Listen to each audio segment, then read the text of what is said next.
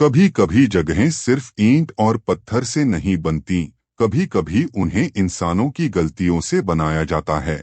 और जब ऐसी जगहों में लोग दोबारा लौटते हैं तो दीवारें उन्हें पहचान लेती हैं।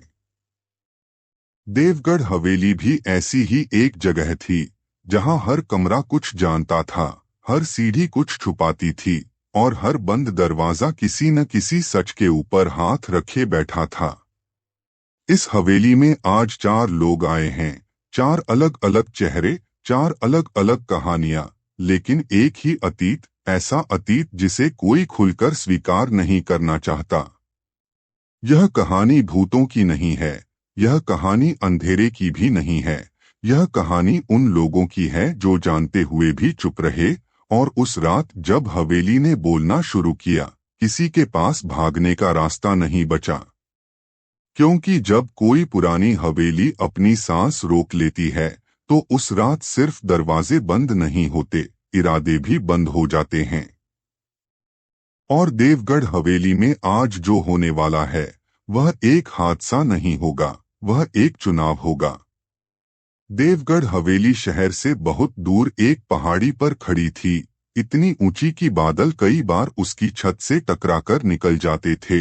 दिन में वह बस एक पुरानी इमारत लगती थी, लेकिन रात होते ही ऐसा लगता था मानो हवेली खुद जाग जाती हो और किसी का इंतजार करने लगती हो।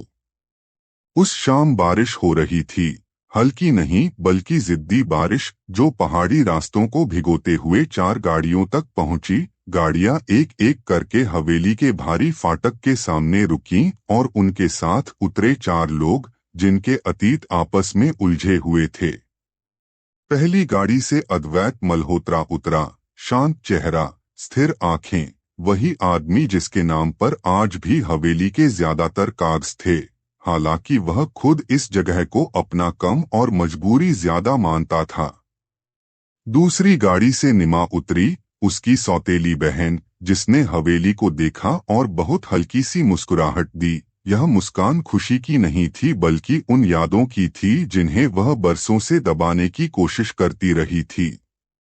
तीसरी गाड़ी से राघव बाहर आया, अद्वैत का पुराना दोस्त और निवेशक, जिसने बारिश में भीगते हुए बस इतना कहा कि यह जगह अब भी वैसी ही डरावनी लगती है जैसी पहले थी।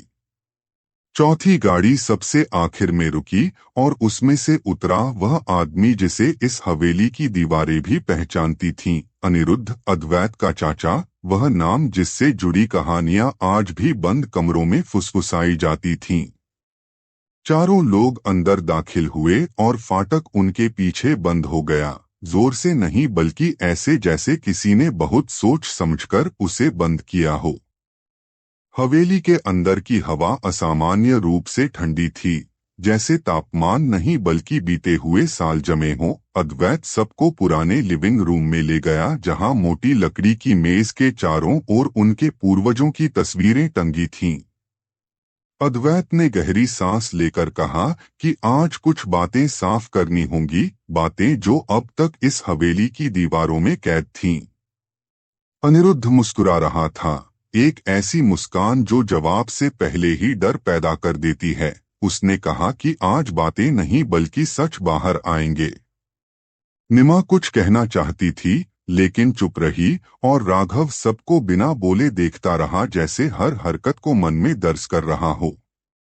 और तभी अचानक बिजली चली गई। पूरा कमरा अंधेरे में डूब गया और उसी पल खिड़की के बाहर बिजली चमकी। उस चमक में सीढ़ियों की ओर जाती हुई एक परछाई दिखी, बस एक पल के लिए। निमा ने धीमी आवाज में पूछा कि क्या उनके अलावा भी कोई यहाँ है। अद्वैत कुछ बोल पाता उससे पहले ऊपर की मंजिल से एक भारी आवाज आई, जैसे कुछ जोर से जमीन पर गिरा हो। चारों लोग एक साथ सन्न रह गए, क्योंकि उन्हें बताया गया था कि हवेली में इस वक्त उनके अलावा कोई नहीं है। और यहीं से देवगढ़ हवेली ने पहली बार बता दिया कि यह रात आसान नहीं होने वाली। बिजली बस कुछ सेकंड के लिए गई थी, लेकिन उन कुछ सेकंडों में हवेली ने सभी को अपने हिसाब से देख लिया था, जैसे वह परख रही हो कि इस रात कौन टिकेगा और कौन टूटेगा। लाइट वापस आई तो चारों लोग वहीं खड़े थे, लेकिन उनका खड़ा होना वैसा नहीं रहा। अद्वैत ने सबसे पहले नजर सीढ़ियों की ओर डाली, वही जगह जहां कुछ गिरने की आवाज आई थी। उसने बिना किसी नाटक के कहा कि ऊपर जाकर देखना होगा, और यह वाक्य किसी सुझाव की तरह नहीं बल्कि आदेश की तरह निकला। निमा झिझकी, उसने कहा कि शायद कोई पुराना फर्नीचर गिरा हो या हवा का झोंका होगा, लेकिन उसकी आवाज में भरोसा नहीं था, बस उम्मीद थी। अनिरुद्ध बहुत शांत था, जरूरत से ज्यादा शांत। वह सीढ़ियों को ऐसे देख रहा था जैसे उसे पहले से पता हो कि ऊपर क्या मिलने वाला है। राघव ने मोबाइल की टॉर्च ऑन की और बिना कुछ बोले सीढ़ियां चढ़ने लगा, जैसे अंधेरे से उसे डर नहीं लगता या शायद डर उसे दिखाई नहीं देता। चारों लोग धीरे धीरे ऊपर पहुंचे। हर सीढ़ी पर लकड़ी की चरमराहट साफ सुनाई दे रही थी, और हर आवाज के साथ हवेली जैसे थोड़ा और पास आ रही हो। ऊपर का कॉरिडोर लंबा था और उसके दोनों ओर कई दरवाजे थे, ज्यादातर बंद, कुछ अध खुले, लेकिन सब एक जैसी खामोशी में लिपटे हुए। कॉरिडोर के आखिर में एक दरवाजा पूरा खुला हुआ था, और उसी के पास जमीन पर एक भारी पीतल की मूर्ति उल्टी पड़ी थी, वही मूर्ति जिसकी आवाज वे नीचे सुन चुके थे। निमा ने राहत की सांस ली, जैसे किसी ने उसके डर को नाम दे दिया हो, लेकिन वही राहत ज्यादा देर टिक नहीं पाई, क्योंकि उस खुले दरवाजे के अंदर एक कमरा था, और उस कमरे के माहौल में कुछ बहुत गलत था। अद्वैत सबसे पहले अंदर गया और वहीं रुक गया, जैसे उसके कदमों को किसी ने जड़ कर दिया हो। राघव ने टॉर्च आगे बढ़ाई और उस रोशनी में वह दिखा जिसे कोई भी देखने की उम्मीद नहीं करता। अनिरुद्ध जमीन पर पड़ा था, बिल्कुल स्थिर, उसकी आंखें खुली हुई थीं, और उसका चेहरा ऐसा था जैसे कोई सवाल पूछते पूछते रुक गया हो। कुछ सेकंड तक कोई कुछ नहीं बोला, क्योंकि कुछ दृश्य आवाज छीन लेते हैं। निमा ने धीरे से अनिरुद्ध का नाम लिया, जैसे नाम लेने से वह उठकर बैठ जाएगा, लेकिन हवेली जवाब नहीं देती, वह सिर्फ निशान छोड़ती है। अद्वैत घुटनों के बल बैठा और नब्ज देखने की कोशिश की, फिर सिर हिला दिया। जो सच उसने हिलते हुए सिर से बताया वह शब्दों से ज्यादा भारी था। राघव पीछे हट गया, उसकी सांस तेज हो गई, और उसने साफ कहा कि यह हादसा नहीं है, मूर्ति अपने आप नहीं गिरती और आदमी यूं ही नहीं गिर जाते। कमरे का दरवाजा अंदर से बंद नहीं था, खिड़कियां बंद थीं, और कहीं कोई हथियार नहीं दिख रहा था, जैसे मौत को बहुत सफाई से यहाँ बुलाया गया हो। निमा अब रो रही नहीं थी, वह बस खाली नजरों से कमरे को देख रही थी, जैसे दिमाग सच को स्वीकार करने से पहले समय मांग रहा हो। अद्वैत ने एक बात नोटिस की जो बाकी किसी ने नहीं देखी। अनिरुद्ध के हाथ में कागज का छोटा सा टुकड़ा था, इतना कसकर पकड़ा हुआ कि उंगलियां सफेद पड़ गई थीं। उसने वह कागज निकाला और पढ़ा। उस पर सिर्फ एक लाइन लिखी थी, नीचे वाला कमरा साफ कर दिया गया है। नीचे वाला कमरा। चारों एक दूसरे की तरफ देखने लगे, क्योंकि किसी ने नीचे किसी भी कमरे का जिक्र नहीं किया था। और उसी पल अद्वैत को समझ में आ गया कि यह हवेली सिर्फ यादों के साथ नहीं खेल रही, यह उन्हें जगह बदलने पर मजबूर कर रही है। उसने कहा कि किसी को भी नीचे अकेले नहीं जाना चाहिए, लेकिन बात खत्म होने से पहले ही निमा ने कहा कि वे पहले ही अकेले नहीं हैं, क्योंकि हवेली में कोई है जो उन्हें एक एक कर सही जगह पर पहुंचा रहा है। और यह एहसास किसी अंधेरे से ज्यादा डरावना था। अनिरुद्ध की मौत के बाद हवेली वैसी नहीं रही जैसी कुछ घंटे पहले थी। अब वह सिर्फ पुरानी नहीं बल्कि जीवित लग रही थी, जैसे हर दीवार यह जानती हो कि आगे क्या होने वाला है। चारों में से अब 3 लोग बचे थे, लेकिन संख्या कम होने के साथ भरोसा भी कम हो गया था, क्योंकि हर आंख अब दूसरे चेहरे पर वजह ढूंढ रही थी। अद्वैत ने नीचे जाने पर जोर दिया, और इस बार किसी ने विरोध नहीं किया, क्योंकि ऊपर रुकना मौत से बातचीत करने जैसा लग रहा था। वे तीनों फिर से सीढ़ियों से नीचे उतरे, लेकिन अब सीढ़ियों की चरमराहट आवाज नहीं बल्कि चेतावनी लग रही थी।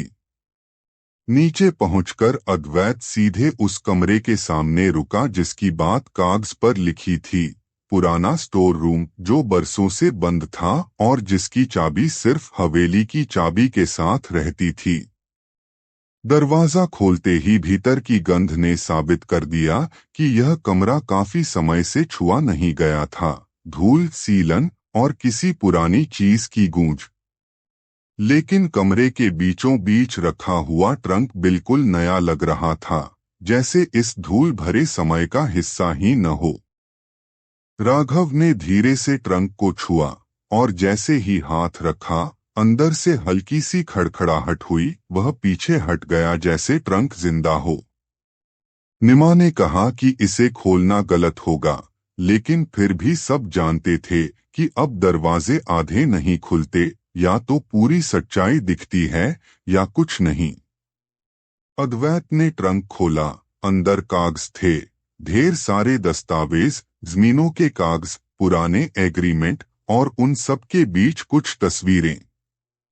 तस्वीरों में एक ही चेहरा था, निमा का। लेकिन वह तस्वीरों में अकेली नहीं थी। हर तस्वीर में उसके पीछे या सामने कोई ना कोई ऐसा व्यक्ति था जो आज हवेली में मौजूद नहीं था। और हर तस्वीर के पीछे एक तारीख लिखी थी, ऐसी तारीखें जिन दिनों निमा ने दावा किया था कि वह शहर से बाहर थी। निमा का चेहरा सख्त हो गया। उसने कहा कि यह सब झूठ है, किसी की बनाई हुई कहानी है। लेकिन झूठ और कहानी में फर्क होता है, और तस्वीरें आमतौर पर झूठ का हिस्सा नहीं बनती। राघव ने आखिरी कागज उठाया और पढ़ा। यह एक पुरानी वसीयत थी, जिसमें हवेली और उससे जुड़ी जमीनें अनिरुद्ध के नाम थीं, अद्वैत के नहीं। अद्वैत ने घूरकर निमा की तरफ देखा, जैसे जवाब किसी सवाल से नहीं बल्कि चेहरे से निकलने वाला हो। निमा ने सिर झुका लिया, और उसी पल साफ हो गया कि यह रहस्य सिर्फ विरासत का नहीं था, बल्कि पहचान का भी था। निमा ने कहा कि अनिरुद्ध यह सब बदलने वाला था। उसने उसे ब्लैकमेल किया था, और उसने हवेली में मिलने के लिए बुलाया ताकि सब कुछ खत्म कर सके। लेकिन उसने किसी को मारने का इरादा नहीं किया था, उसने सिर्फ सच सामने लाना चाहा था। राघव चुप खड़ा रहा, और यही उसकी सबसे बड़ी गलती थी, क्योंकि चुप लोग अक्सर सबसे ज्यादा जानते हैं। अद्वैत ने पूछा कि अनिरुद्ध के कमरे में मूर्ति कैसे गिरी, और निमा ने जवाब देने से पहले राघव की तरफ देखा, सिर्फ 1 सेकंड के लिए। और उसी 1 सेकंड ने कहानी की दिशा बदल दी।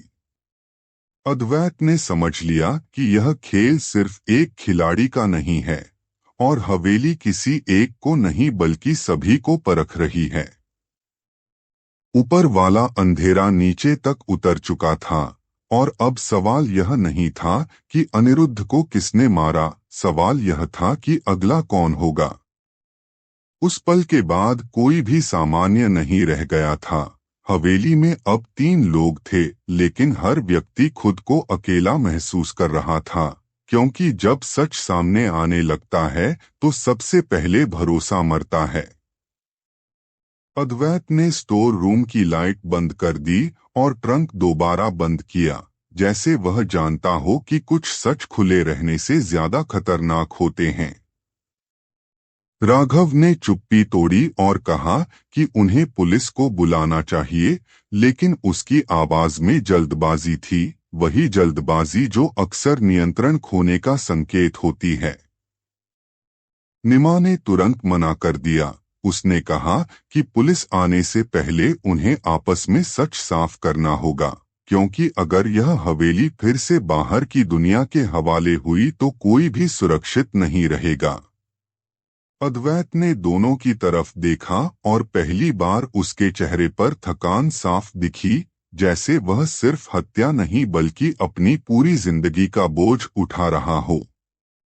उसने कहा कि यह हवेली उसे कभी मिली ही नहीं थी, वह सिर्फ एक संरक्षक था, असली मालिक हमेशा कोई और रहा, और वह सच अब बाहर आने वाला है। वे तीनों वापस लिविंग रूम में आए, और वही पुरानी लकड़ी की मेज फिर से उनके बीच थी, लेकिन अब यह चर्चा की जगह नहीं बल्कि कबूलनामे की जगह बन चुकी थी। अद्वैत ने वह पुरानी फाइल निकाली जो उसने इतने साल छुपा कर रखी थी। उसमें अनिरुद्ध और राघव के बीच हुए लेन देन थे। वह निवेश नहीं था, वह सौदा था। राघव का चेहरा बदल गया। वह अब सवाल पूछने वाला नहीं बल्कि जवाब टालने वाला लग रहा था। अद्वैत ने कहा कि हवेली को बिकने से रोकने और नाम अपने पास रखने के लिए उसने राघव की मदद ली थी, और बदले में राघव ने अनिरुद्ध के खिलाफ सबूत इकट्ठा किए। लेकिन खेल यहाँ खत्म नहीं हुआ, क्योंकि अनिरुद्ध ने वही सबूत निमा तक पहुंचा दिए थे।